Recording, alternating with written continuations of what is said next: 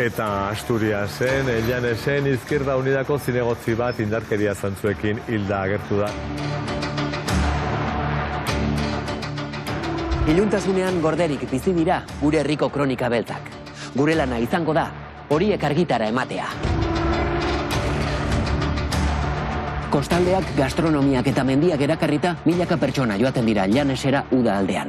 Horietariko asko Euskal Herrikoak dira. 2018 urteko abuztuan, krimen batek udatiarren lasaitasuna zapuztu zuen.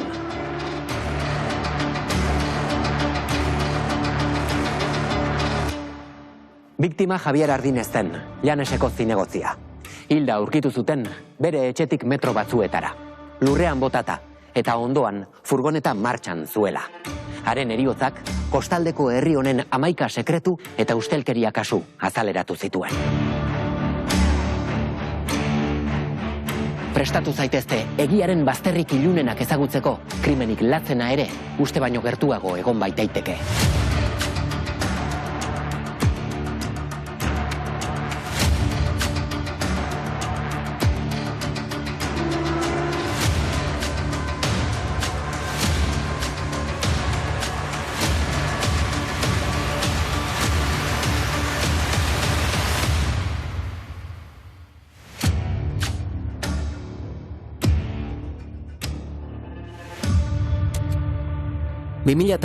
ko uda, Llanes, Asturias. Urtero bezala, hondartzak, tabernak eta kaleak jendez gainezka daude. Estatu osotik etorri dira turistak, baita Euskal Herritik ere. Abuztuaren 16ko goizean, bizilagunak albiste lazgarri batekin esnatu dira. Eta Asturiasen, Llanesen, Izquierda Unidako zinegotzi bat indarkeria zantzuekin hilda agertu da bere furgonetaren alboan bere etxetik 150 metrora. Goizeko 8:00 bertako bizilagun batek Belmonte de Pria auzoaldean txakurra pasatzen ari zela, lurrean gizon bat etzanda aurkitu zuen, ondoan kotxe bat edo furgoneta bat piztuta zegoelarik.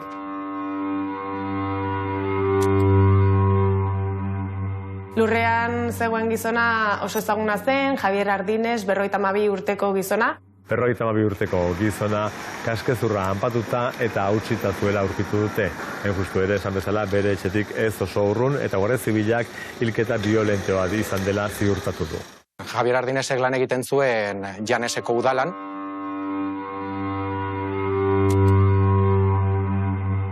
Izan ere zinegotzi aukeratu zuten, landaguneko, hondartzako eta pertsonaleko zinegotzi bezala. Eta horrekin batera arrantza ere egiten zuen, enpresa bat zeukan bazkide batekin eta itsasontzi bat, Bramadoria izenekoa, eta goizean goiz juten zen arrantza egitera.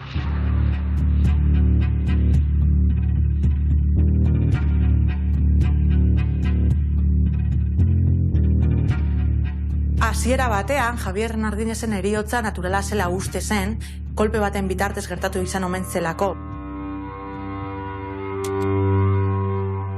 Baina Guardia Zibila bertaratu zenean, konturatu ziren, hilketa hori ez zela naturala izan. Are gehiago, itota hil izanaren zantzuak zituen. Handik egun batzuetara, autopsiak berretsi egingo du hipotesi hau. Javier Ardinez zinegotzia hilduten albistea bolo-bolo dabil, Llanesen. Herritarrak ezin sinetxirik daude.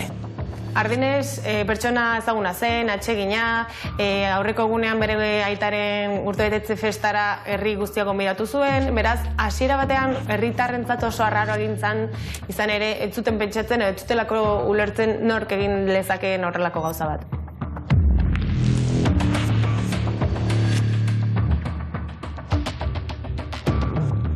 Herriarentzat izan zen xok bat. Gainera noiz gertatu zen kontuan izanik, izan zen abuztuaren 16an, San Roke eguna zen, halako eguna handi bat gertaera horrekin hastea, jendearentzat kolpe gogor. Profil biktimologikoari erreparatzen baldin badiogu, hainbat hiltzaile mota deskartatu daitezke kasu honetan. Horien artean adibidez, narkotrafiko kasu baten aurrean egotea, edo ziriko hiltzaile bat egotea. Izan ere, ez da beste gorpurik aurkitu edo ezen beste gorpurik aurkitu Llanes inguruan, ez da arinago, ez da geroago ere. Hori dela eta, beste hipotesi edo teoria batzuetara bideratzen gaitu ikerketa honek. Baina nor da Javier Ardinez? Nork bukatu nahi zukeen haren biziarekin? Ardinez 1976 urtean jaio zen, bere gurasoek Belgikara, Jalira emigratu zuten, baina 9 urte zituela berriro Llanesera bueltatu ziren. Ezkonduta zegoen, seme-alabak zituen, baita bilobak ere. Gaztetatik zeukan arrantzarekiko zaletasuna, maitasuna, are gehiago enpresa bat sortu zuen bazkide batekin. Politikan sartze esan genezake agian ez zeukala helburu finko edo helburu lehentasunezko helburua, baina egia da gaztetetik zeukala gizarte gaiekiko sentsibilizazioa. Javier Ardinesek bazekien jendearekin ongi konpontzen. Gainera, gaztetatik kausa sozialekin konprometituta egon zen. Baina politikara besteek bultzatuta egin zuen salto. Javierrek ez zuen sinisten alderdi politikoen hierarkietan, baina bai auzoko elkarteetan. Eta horrexegatik, 3 alditan Izquierda Unida etxera joan zitzaion haiekin hauteskundetara aurkezteko eskatzera. Azkenean, 1989an aurkeztu egin zen zinegotziera Izquierda Unida alderditik. Hauteskundeak egin zirenean 2015 urtean, oposizioko alderdiek indarra batu zituzten eta alkatetzan zegoen alderdi sozialista hortik kendu 28 urteren ostean. Gauzak horrela, alkatetza lortu zuten eta Ardinez landa, ingurune, hondartzen eta pertsonal zinegotzea izan zen. Gainera, udal soldatari uko egin zion. Egia esan ez da oso ohikoa gaur egun halako zeozer gertatzea eta bere garaian soldatari uko egin ziola jakin zanean, seinale bat zan ere, zen nolako konpromisoa zeukan herriarekiko, ezta?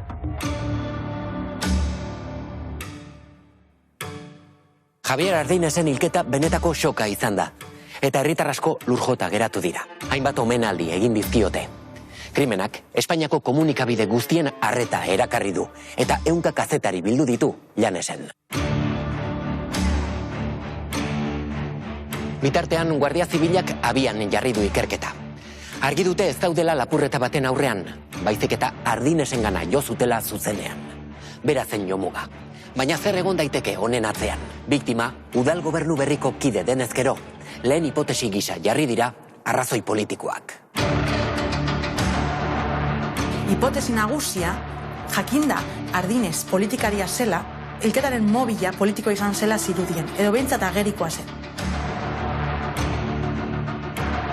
Espainiako konstituzioak haren oinarrizko eskubideen artean biltzen du ideologia eta erlijio askatasuna. Gauzak horrela izan da, bai esan aldugu hilketa politiko bat gehiago edo sakarrago zigortzen duela justiziak gaur egun. Politiko baten heriotza gertatzen denean, gizartea kolokan jartzen da, ezta? Lehenengo burutasuna terrorismoa delako edo atentatu politiko baten ondorio izan delako. Hori dela eta gizartea astoratu egiten da, herria astoratu egiten da, eta beldur hori sakabanatu egiten da biztanleen artean. Testu ingurua zen, herrian alderdi sozialista 28 urte zegoen ostean, egoera zegoela oso finkatuta, alegia. Bera iritsi zanean zinegotzi kargura, berak egin nahi zuena zen atzaz hautaturiko jende asko, nolabait kanporatu edo behintzat denek egin zezatela lan eskaintzerako proba, eta berak proposatu zuena zen lan eskaintza publikoak egitea. Gainera, etxe bizitza proiektu desberdinak bertan behera geratu ziren, eraikuntza proiektuak, hankaz gora jarri zuen dena, argitasuna nahi zuen. Pentsatzek giro sortu zen udaletxean, hainbeste pertsona, 160 langile, hainbeste urtez alderdi sozialistarekin lanean, eta konturatu alderdi politiko berri batzuk iristen direla boterera, eta dana hankaz gora jarri nahi dutela, ez zuten bat ere ondo hartu. Neurri horiek hartu nahi zituenez, herri erdia kontra jarri zitzaion. Izan ere udaletxeak 160 langile zituen nominan. Horrek etzai pilo bat sortu zizkion Ardinezi. DNA probak ere egiten edo eskatzen hasi ziranean, ez ziren bakarrik inguruko pertsona. Politikaren arlokoak, langileak, senideak, jende asko. Ardinesen erabakiek kalte egindako pertsonen zerrenda luzea da. Poliziak ordea ez du emaitzarik lortu DNA laginen alderaketan eta hipotesi politikoaren probabilitateak izugarri murriztu dira. Bigarren ikerketa bidea abiarazi dute, arrazoi pertsonalena.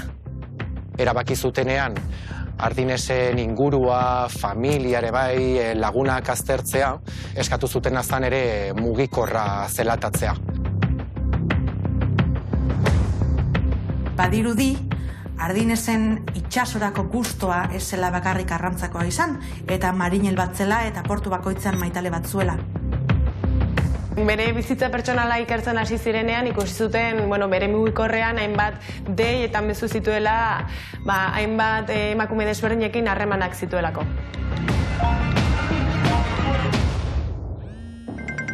Azkenean kontuan izan behar dugu, eremu zabaleko toki badela, herri asko daude, baina bata bestearengatik oso sakabanatuta, eta bera trebea izanik aprobetxatzen zuen kontzejuaren izaera hori, harremanak izateko hainbat emakumerekin aldi berean.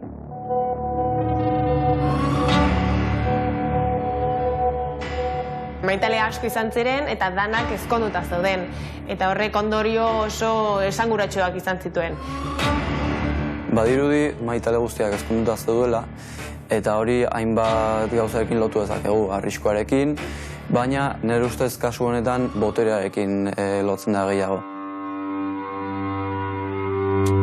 Berak jendea erakartzeko zeukan gaitasun horretan, beste pertsona hori ezkonduta zegoen, bere gaitasun hori indartsuagoa zela erakusten zuen eta hortaz ohartzen zen bera.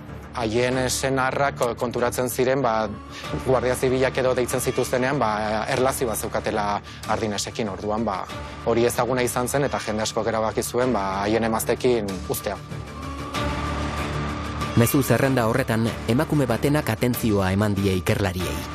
Katia Blanco, Ardinesen emaztearen lehen gusina. Katia eta bere senarra Pedro Nieva, Javier Ardines eta bere emaztearen lagun minak dira.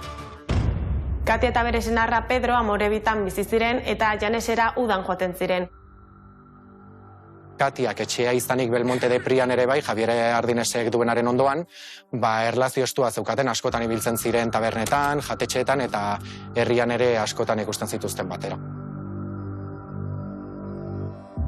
Baina Ardinesen eta Katia Blancoren artean, adiskidetasuna baino gehiago zegoen. Aspaldiko maitasuna afera ezkutu bat hain zuzen. Katia deklaratzera eraman zuten eta ikerlariek hasieratik tekla egokiak sakatu izanaren sentsazioa eduki zuten. Badirudi emakumeak susmoa zeukan bere senarra Pedro Nieva guztiaren atzetik egon zitekeela. Badirudi Pedro Nieva oso jeloskorra zela eta ateraldi bortitzak izaten zituela. Agian Nieva jakinaren gainean zegoen. Baina ikerketa hildo honek arazo nagusi bat zeukan, eta da Pedro Nievak egun horretan 200 kilometrora zegoela Amorebieta Etxanoko bere etxean. Begibistaz, ez egoen arrazoirik edo ez egoen zantzurik edo indiziorik Pedro Nieva erantzunkizuna edo erantzulea izateko, ez? Salbuespen bakarra bere karakterra edo bere izaera zen, bere jelorskortasun patologiko hori.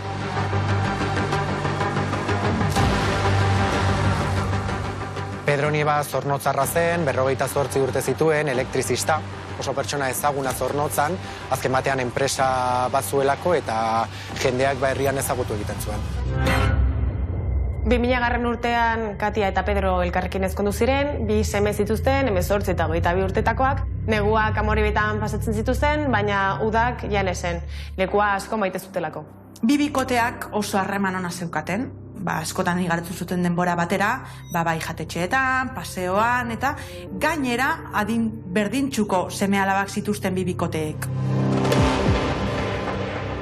Baina itxurazko harreman perfektu honen atzean, urteluzez Katiak eta Javierrek sekretu ilun eta lizun bat gorde dute. Azken batean laguntasun harreman horren atzean, bazegoen ezkutuko beste gauza bat, eta zan Javier Ardinesen eta Katia Blancoren arteko ezkutuko harreman hori, eta etzan laguntasun harreman bat, baizik eta amodiozko harreman bat. Katia eta Javier gazte-gaztetetik ezagutzen ziren eta erlazio oso estoa zeukaten. Gero, Katiaren lehengusina ezagutu zuen Javierrek, Nuria eta 16 urterekin elkarrekin ateratzen hasi ziren. Baina harreman hori etzan ez oztopo izan, Javier Ardines eta Katia aurrerago berriro ere elkartzeko eta noiz behinka amodiozko harreman horri jarraipena emateko. Janesera joaten ziren bakoitzean, Katiak eta Ardinesek aprobetxatu egiten zuten batera egoteko. Ohikoa zen Katia Janesera pixka bat lehenago joatea eta bertan aprobetxatzen zuten. Harreman sekretua ordea, ez da oharkabean pasatu Pedro Niebarentzat. Susmatzen hasia da bere emaztea haren lagunarekin batera oheratzen dela. Imaginatu, erredakzioan geundela eta behin eta berriro informazio berriak ateratzen zirela ikusita eta norlako harremanak zeuden ezkutukoak agerikoak, azkenean esatezu hau zer da, pelikula bat, badirudi Hollywoodeko istorio bat eta hala izan zen. Uste zen, haien azkenengo batera egon ziren azken momentu hori, hilketa baino urtebete lehenago izan zela. Kasu horretan, Katia bakarrik joan zen Janesera, Nuevako festak ospatzeko, beren etxean egon ziren, Katiaren eta Pedroren etxean egon ziren, ia beti bezala. Harreman sekretua zen, eta inork ez zeukan honen susmorik, baina Katiaren azkenengo bidaian, Pedrok susmoa hartu zuen. Jelosia sortzen da, norbaiten maitasuna galtzeko beldurretik, eta beldur hori erantzuteko. Orduan, horregatik gure erreakzioak izan daitezke oso desberdinak.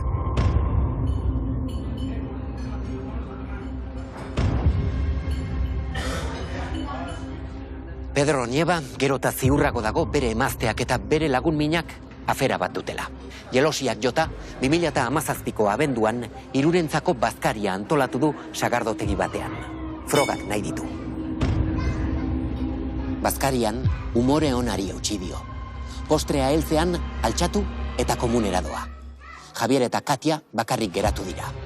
Baina, mahai zapiaren azpian, telefonoa utzi du. Grabagailua piztuta. Jasoko duen elkarrizketak, buruan hasiko dio. Grabazio horretan entzun daiteke, Javier Ardinesen eta Katiaren artean ez dagoela bakarrik laguntasun edo adiskidetasun harreman bat, baizik eta zeo zer gehiago. Nik etzea berotzera joango nintzela esan nion, susatozenerako etzea berotzera. Eskerrak ez dakien nola berotzen dudan, bestela argi bili. Eta garamatzago libratzen, Bai ama, kontuz ibili behar gara.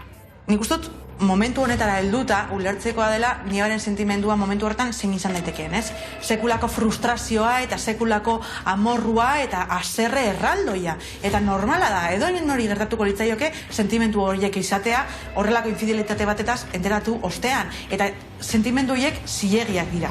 Kontuan eduki behar dugu, gure sentimenduak kontrolatzea oso zaila dela, guk ezin dugu kontrolatu zer sentitzen dugun, baina bai sentimendu horiekin zer egiten dugun eta nola jokatzen dugun sentimendu horien aurrean. Burmuinak klik egin dio Pedro Niebari grabaketa lehen da bizikoz entzun duenean. Hurrengo asteetan behin eta berriz errepikatuko du. Ziur dago Katia eta Ardines edozein unetan egongo direla elkarrekin berriz ere. Pedro obsesionatu egiten da guztiz, eta grabazio hori behin eta berriz entzuten du. Bere kezka nagusia urtarrilean batera egongo direla da, eta ideia horrekin obsesionatua dago. Oso pertsona jeloskorra zen, eta gainera impultsibitate kontrol oso gutxikoa. Denborarekin baretzen diren gorroto eta amorru sentimendu horiek ez ziren baretu. Obsesio hori garatzeak aldatu zuen Pedro Nieba eta bere bizitzaren erdigune bilakatu zuen bere emaztearen infidelitatea. Eta hainbesteko obsesioa da, mugikorrean hasten dela bilatzen nolabaiteko zaintza eta espioitzazko gailuak, eta ez hori bakarrik. Emaztearen kotxean geolokalizatzaile bat jartzen du, une oro jakiteko Katia Blanco non dagoen. Aitatasun denea froga bat eskatzen du bere semeak bereak diren baieztatzeko, guztiz zoratu egiten da, psikosi batean sartzen da, obsesionatu egiten da, eta ideia horretan fokalizatu egiten da. Zure bikotekidearen edo hirugarren pertsona baten datuak hartzea edo espiatzea guztiz ilegala da. Izan daiteke mezuak begiratzea, ahotsa grabatzea, ADN proba bat egitea, eta horren kontra salaketa bat jarri zitekeen argi eta garbi. Ezinegon horretan, Pedrok emazteari aurpegiratu dio bere aferaren jakinaren gainean dagoela. Katiari kontatu zion, berak bazekiela edo bazuela infidelitatearen berri, azkenean grabazioa zeukala eta horrentzun zuela zer zegoen Ardinesen eta bere artean, ezta? Eta emazteak Katiak ukatu egin zion eta esan zion, hizketaldi horrek ez zeukala bateko ere garrantzirik. Pedrok ez dio sinetxi, baina Katiarekin jarraitzea erabaki du. Beste fase batean sartu da, eta maitemindutako nerabeek bezala oso maitekor izaten hasi da harekin. Ahaleginak ahalegin, amorrua ez da desagertu. Ezin du desleialtasuna ahaztu. Pedro duelo antzeko batean sartzen da. Azkenean egoera traumatikoa da berarentzat eta egoera traumatikoaren aurrean psikiak normalean dueloa pasatzen du. Badauka haserre fase bat, kasu honetan, haserre fase bat dago, desesperazio fase bat dago, maitasune romantikoko mezuak bidaltze dituen fase bat, eta azkenean ageriko lasaitasun fase bat dago. Baina lasaitasun faltsua da. Pedrok ez du lortuko burutik kentzea hau eta ez dira berriro Janesera bueltatuko. Hortik aurrera beste fase bat dator, mendeku grina. Traizioaren erantzule nagusitzat Javier Ardines joko du, eta harekiko obsesioa hazten joango da, tantaz tanta, hilabetez hilabete. Bere buruari galdetzen dio noiztik hasiotezan edo noiz hasiotezan infidelitate hori, zenbateko maiztasunarekin, eta hilabeteak aurrera doazen heinean, uda iristen da, berriro ara bueltatzeko ideiak min handia egiten dio eta oso jeloskor jartzen da, azken batean badakielako Janesera joaten diren bakoitzean zer gerta daitekeen. Nire ustez, Pedro Niebak kulpable bat bilatuko du denbora guztian. Hori ikusiko dugu bere emazteari lepora botatzen dionean egindakoa. Eta bere kulparako konponbide hori asetzen ez dela ikusten duenean eta obsesio horrekin jarraitzen duenean areago joango da eta Ardinesen gana zuzenduko du kulpa hori. Pedrorentzat Javier Ardines da erantzule nagusia, izan ere, ikuspegi matxista batetik, Katia ikusten duelako berea den menpe daukan objektu bat bezala, eta azkenean Ardines da arazoa. Hau da, Ardines egon ez balitz, Katia berarekin egongo zen. Pentsaera honen arabera, emakumeak erakarri eta lortu behar diren objektu pasiboak dira, eta aldiz gizonezkoak jokatu behar dute papel aktibo hori emakumeak erakartzearena. Izan ere, Katia emakume bat izanik bere jabegoa da, bere propietatea da, eta horregaitik ez dauka agentzia gaitasunik, ez da kapasa erantzule izateko, ez da kapasa malizia hori izateko, edo ez da kapasa bere gai erabakiak hartzeko. Horregaitik da Ardines erantzule nagusia eta ez Katia, eta noski hori guztiz misoginoa da. Hilketetan krimen pasionalak nahiko ohikoak dira, izan ere liskar baten ondoriozko erreakzio bat izan daiteke. Batzuetan infidelitate bat nahikoa da krimen pasional bat izateko. 2018ko uztailean, Pedro Niebak hilabeteak daramatza lurjota. Lagun min batekin barruak ustu ditu, eta mendekua behar duela aitortu dio. Horrek lagunduko duela hitzeman dio. Gizonak Jesus Muguruza du izena. Erandion bizi zen Jesus Muguruza eta Niebarentzat egiten zuen lan. Jesus Muguruzak ez zituen eskuak zikindu nahi, baina prest zegoen laguna laguntzeko. Gainera, Erandioko gizon honek aurrekariak zituen eta droga mundua ere ondo ezaguten zuen. Pedro Niebak laguntza eskatzen dionean, Jesus Muguruzak erabakitzen du Bilboko San Francisco auzora joatea laguntza bila. Han argeliar bat ezagutzen du, Benatia abizena duena, eta Benatiak hainbat aurrekari dauzka. Jesus Muguruzak badaki Benatia diru beharrean dagoela, eta diru behar hori edukita nolabait edozer egiteko prest dagoela. Benatiak Mamar Kellyri esaten dio enkargu honetan laguntzeko. Mamar Kelly 11 aldiz atxilotutako pertsona bat zen, Benatia baino bortitzagoa zena, eta azkenean bi hauek poliziak ondo ezagutzen zituen. Aztergai dugun kasu konkretu honetan, Jesus Muguruza ezinbesteko laguntzaile moduan parte hartu zuen egitateetan, Izan ere, Pedro Nieva bizikarioekin harremanetan jarri zuen, eta hori kontsideratzen da ezinbestekoa portaerak aurrera egiteko eta azken finean delitua burutzeko. Pedro Nievak galdetu zien Benatia eta Kellyri ea hiltzeko gai ziren. Hauek ez esan zioten, beraiek jipoia emateko prestu dela, baina ez zutela inor hilko, eta horrela geratu zen gauza. Nik uste dut agerikoa dela hau galdetzeak, ezta? Aber, jipoiaz gain hiltzeko gai ote diren galdetze horrek argi usten duela, Nieva tanteatzen ari dela, saiatzen ari dela, nahi duela jakin zein muturretara heldu daitekeen.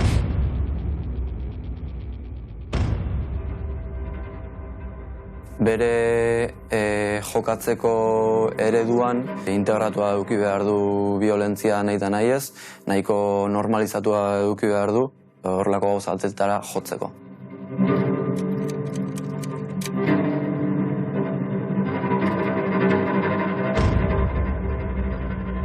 Abuztuaren 16 da, goizeko 6:04. Javier Ardines egunero bezala arrantzara doa. Baina etxetik atera eta metro gutxira, honelako 3 esi topatu ditu. Autotik atera da, esiak kentzeko.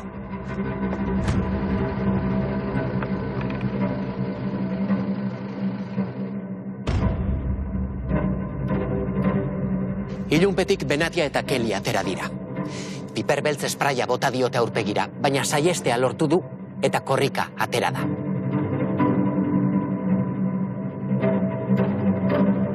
Iesak ez dio asko iraun, 70 metro egin eta lurrera erori da. Honelako beisbol batearekin eta egurrezko makilarekin atzetik jo dute sikarioek. Gero, arnasteari utzi arte, ito dute.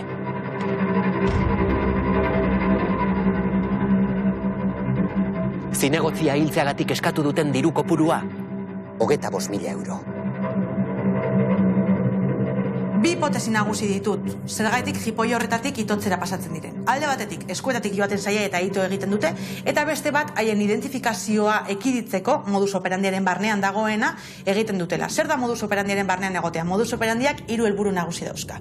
Delitua burutzea, identifikazioa ekiditea eta ihes egin ahal izatea. Horregaitik, modus operandiari dagokionez, itotze hori, identifikazio hori ekiditeko ematen da. Ez dakigu sikarioen benetako helburua Javier Ardines hiltzea ote zen, baina bai aurreko saiakera bat egon zela.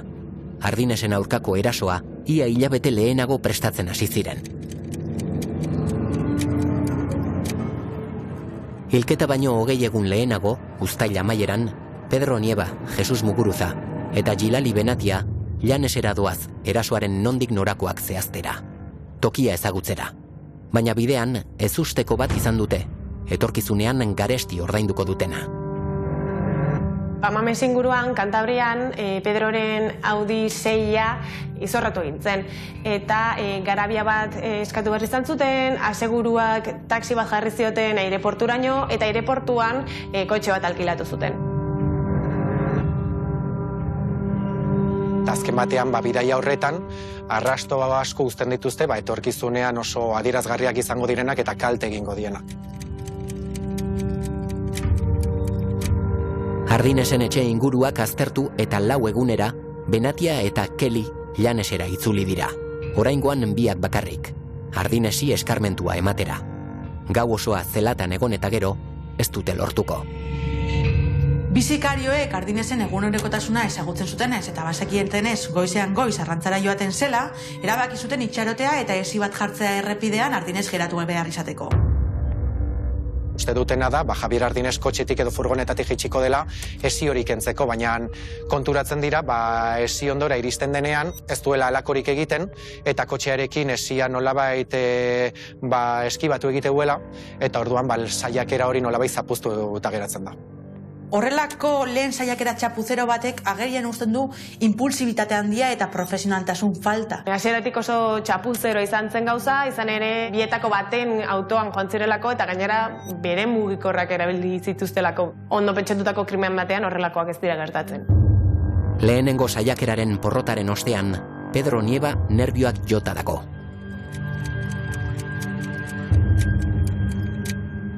Egun batzuk geroago, abuztuaren 5ean, Pedrok eta Katiak sekulako haserrealdia izan dute Zornotzan. Katiak Llanesera aldegin du eta Pedrok Ardinesengana joan dela sinistuz kontrola galduko du. Ardinesen emazteari, abenduan grabatutako grabazio hori bidaltzen dio gabeko 12etan. Nuriak ez dio kasurik egiten. Horrexegaitik, Alba Ardinesi, hau da, Nuria eta Javier Ardinesen alabari bidaltzen dio grabazio hori. Ziurrenik bere lehen saiakera izango zen Ardinesi min egiteko eta infidelitate horren aurrean lehenengo mendeku saiakera izango zen. 3 egunez egon zen Pedro Nieva Ardinesen alabari mezuak bidaltzen. Hurrengo egunetan alabak mezua entzun ostean, saiatu zen nolabait alabaren penak arintzen, eta baita esan ziona zan edo sentsazioa zan beraia barkamen eskeari zala guztia gertatu aurretik.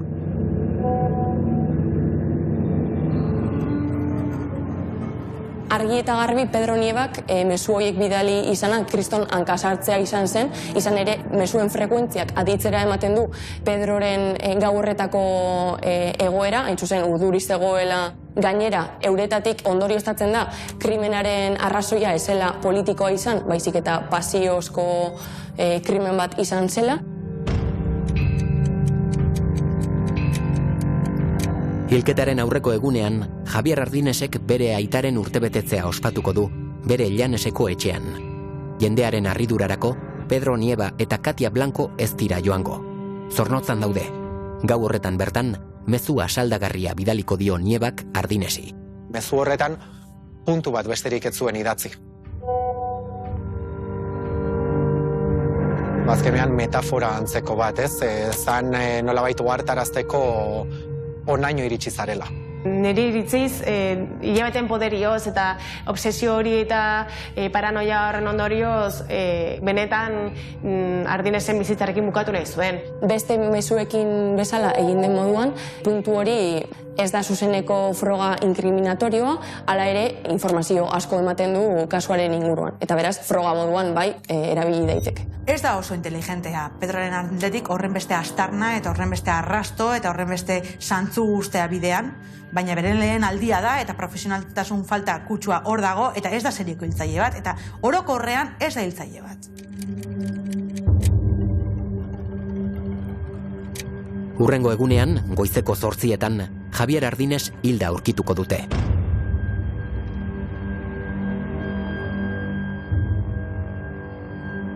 Lehenengo porrotaren ostean, ohikoena da bigarren aukera bat edukita, erasotzaileek indar gehiago erabiltzea, lehenengo saiakera horretan lortu ez zuten helburua lortzeko.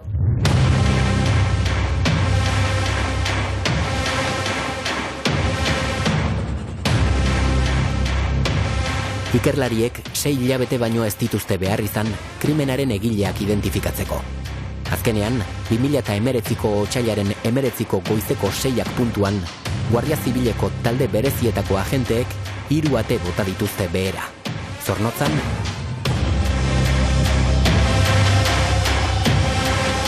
Erandion eta Bilbon. Pedro Nieva, Jesus Muguruza eta Jilali Benatia atxilotu dituzte. Mahamar Kelly, Suitzan atxilotuta zegoen.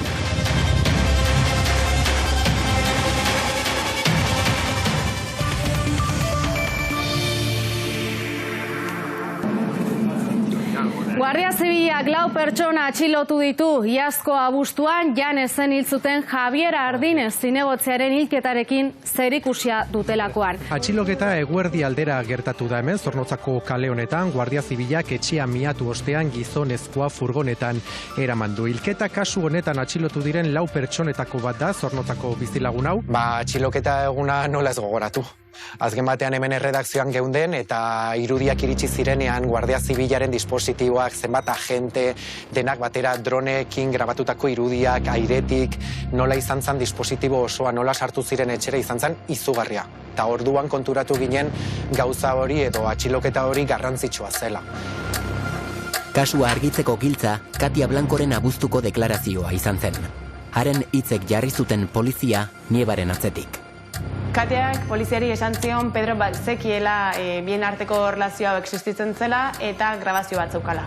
Ikusita Pedro Nieva zela momentu horretan susmagarri nagusia, poliziak baimena eskatu zuen Pedro Nievaren mugikorra zelatatzeko.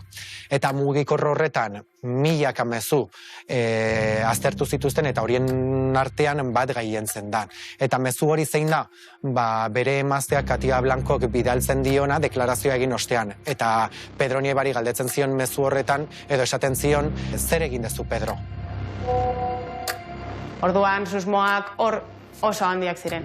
Argi dago Katiak bere senarra ezagutzen zuela, eta horregatik bere susmoak plazaratu zizkion. Aditzera ematen du Katiak kapaz ikusten duela Pedro erailketa hori aurrera eramateko. Gainera, nolabaiteko inkriminazio implizitua da, elementu horiek guztiak kontuan hartuta, mezu horrek ere badauka froga balio. Gainera, Nievak, Muguruzak eta Benatiak erasoa prestatzeko Llanesera egindako bidaian utzitako aztarnak ere erabakigarriak izan ziren. Garabiaren gidariak, taxistak eta mugikorren geolokalizazioak hirurak elkarrekin kokatu zituzten. Bestalde, Benatiak eta Kelik hilketaren egunean Llanesera bidaia egin zutela ere jakingo dute ikerlariek.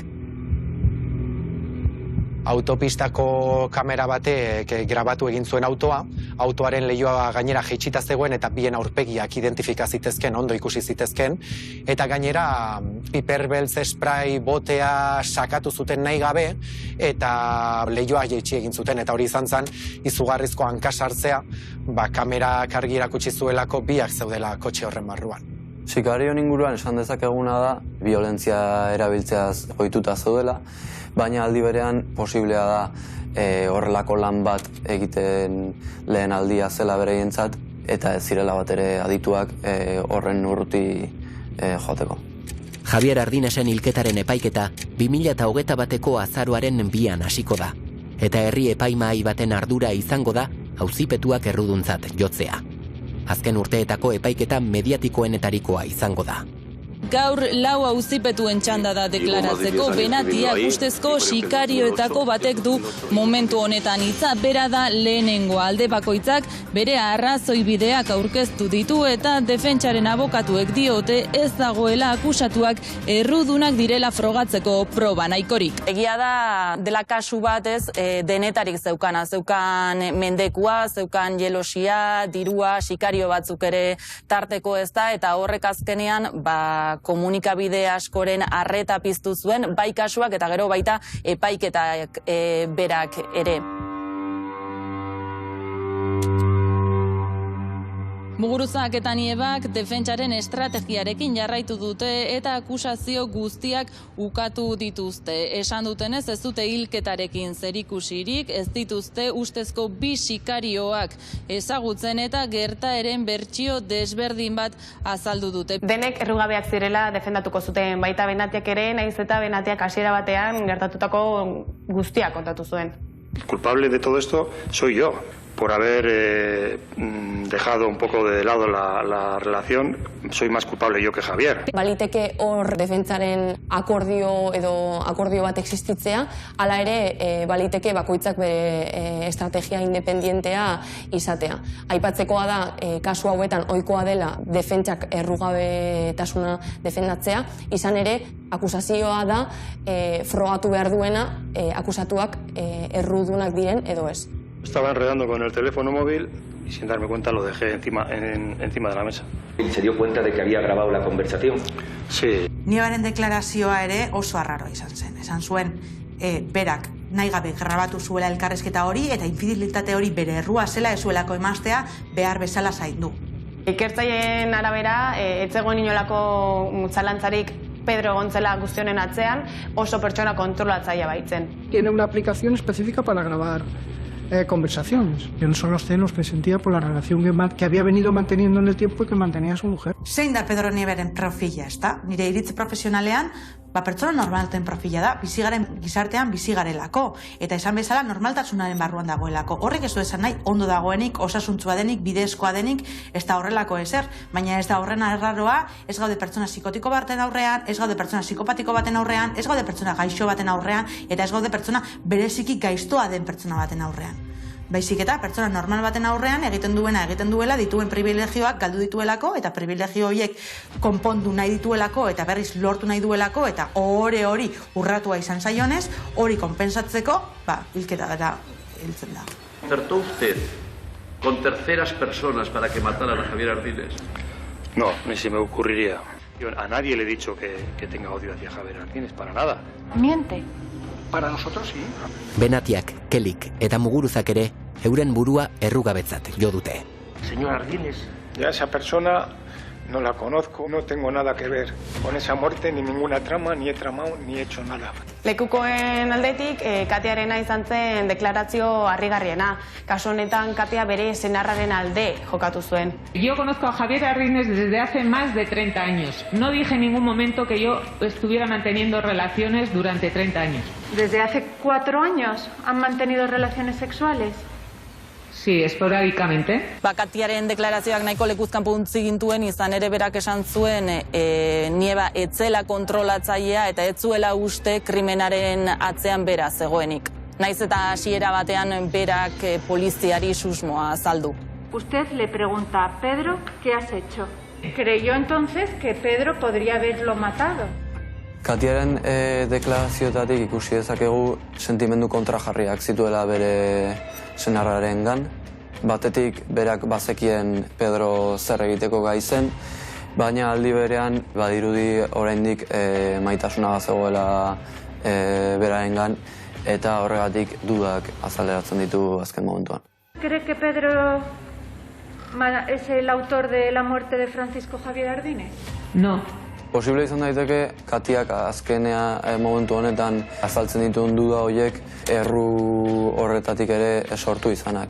Bere pentsatzeko eragatik errudun sentitu daiteke bere bikotekideak maite zuen pertsona hil izanaz. Javier Ardinesen hilketaren errudun jo dituzte 4 akusatuak. Hilketa agindu eta gauzatu zuten 22 urteko kartzela zigorra ezarri zaie. Eta 20 urteko espetxealdia bitartekari lanean aritu zen 4. Azkenean, epaimaiak erruduntzat jo zituen 4 akusatuak, Pedro Nieba, autor intelektual bezala, Jesus Muguruza, beharrezko kooperatzaile bezala, eta Benatia eta Keli, hiltzaile bezala. Akusatuen arteko zigorren ezberdintasuna euren egitaten implikazioan datza. Naiz eta bukaera badakigun zein izan den, ezingo dugula inoiz jakin Pedroren benetako intentzioak zeintzuk ziren. Badakigu min eman nahi ziola Ardinesi eta honek sufritzea nahi zuela, baina ez dakigu horren bestera iritsi nahi zuen ala ez. Pentsa, dena azaleratu zanean, erredakzioan nolabait harrituta, esaten da bezala flipatuta. Ze azkenean alako gertakariak ez dira oso ohikoak eta ikusita gainera modiozko afera bat zegoela atzetik, enkarguzko hilketa bat zela, txundituta. Pedro Nieba, Jesus Muguruza, Gilali Benatia eta Mahamar Keli. 4 akusatuak izan ziren Javier Ardinesen hilketaren arduradunak. Nieba, Benatia eta Keliri 22 urteko espetxe zigorra ezarri zieten. Muguruzari 20 urtekoa. Horrela bukatu zen Llaneseko arrantzale zinegotziaren hilketaren kasua. Beste behin amorruak eta jelosia kontrola ezinak gizakiaren aurpegirik bortitzen erakutsi zuten.